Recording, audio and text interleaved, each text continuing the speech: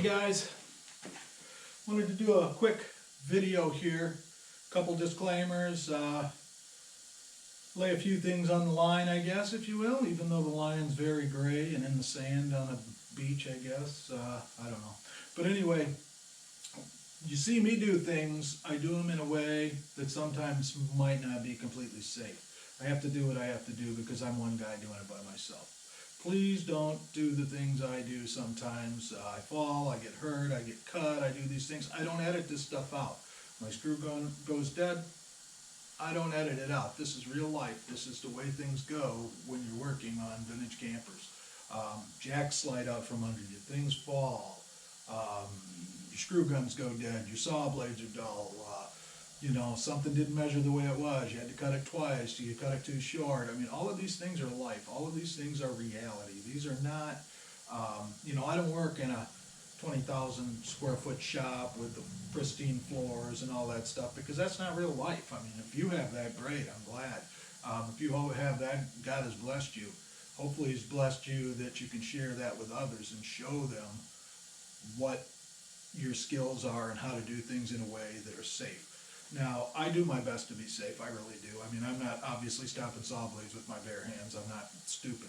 But I do want to make sure that you understand that my reality is a little different than your reality, not knowing where you come from. I've been in construction my whole life. I've fallen off scaffolds, I've done all of these things that maybe I shouldn't have done, maybe I was stupid, I don't know, but that's the way life is. Anyway, I wanted to put that disclaimer out there, you know, don't try this at home, I guess would be the best thing, or try it at home, but try it in a different way, and wait for another set of hands. Don't try and do things by yourself that you know you can't do yourself, because quite honestly, you get hurt, and then where are you? You can't finish it.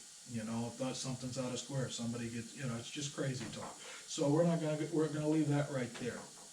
Now I'm going to move on to a little video about rafters. Now, the original rafters on these trailers were made of this. This is a 1x3, 1x6, whatever. This is the nominal dimension here, which is now 5/8. It's not even 3/4 anymore. It's very bendable. It has no strength. If you turn this way, you can get some lateral strength out of it. But this way, you're just, first off, it's pine, and second off, it's just sags over.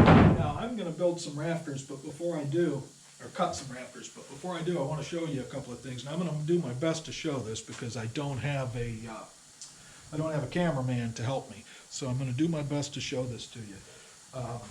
So culling lumber. Lumber is very important. It has humps, it has bows, it has bends.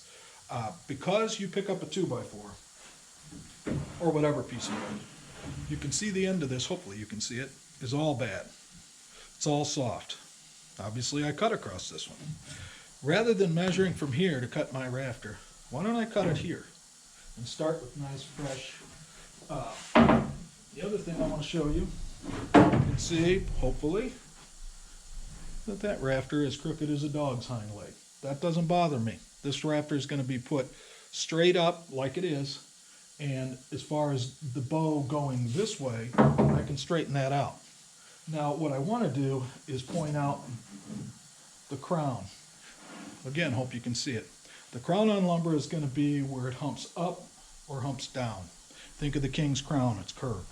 You always want the hump to go up. Pressure will push down on it. In fact, I think you can see that over time, and it'll come back to straight. If you do not take the time to cull your lumber and make sure that your ends are good, to make sure that they're straight, that there's no cuts or cracks or broken stuff, that's the weak link in your rafter situation. I'll show you this one here. I've already measured this rafter. It's 75.5 inches long because I know that's what I need for Olive. You see the dimension of the rafter here.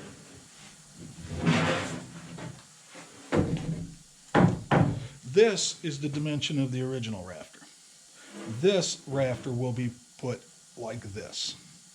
It will be cut from, if I can get a hold of it, it will be cut from this point in 3 feet to nothing. So I'll be cutting it from 3/4 to nothing in 2.5 feet roughly, depending on how it lays out.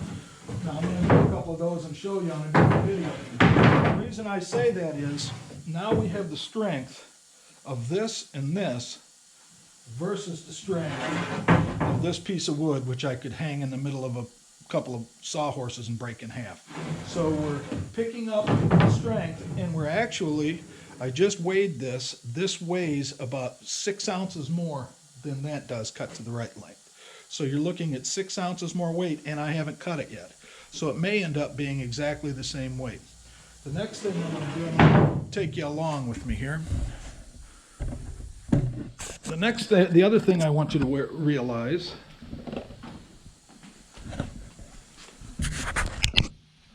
is that this edge here, you see how my plywood is long? This edge here, my lumber,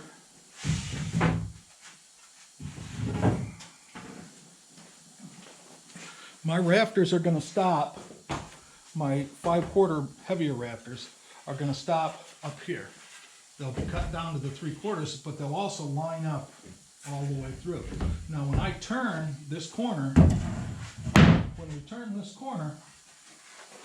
the rafter strength changes. In other words, we're not going to put rafters like this. We will switch back to 3/4. It will be womanized lumber, but you'll see now we're using the strength of the wood going this way. So this keeps the trailer lighter, and obviously it'll go right around like that. So that's where we're at with the video. The biggest part of this video was I just want you guys to be safe out there, and I don't edit out the things that I do. So if you see me, I fall down, wait till I get up before you start laughing. I guess that's the joke of the day. If I fall down, wait till I get up before you start laughing. So God bless, and I hope this finds you all in high spirits.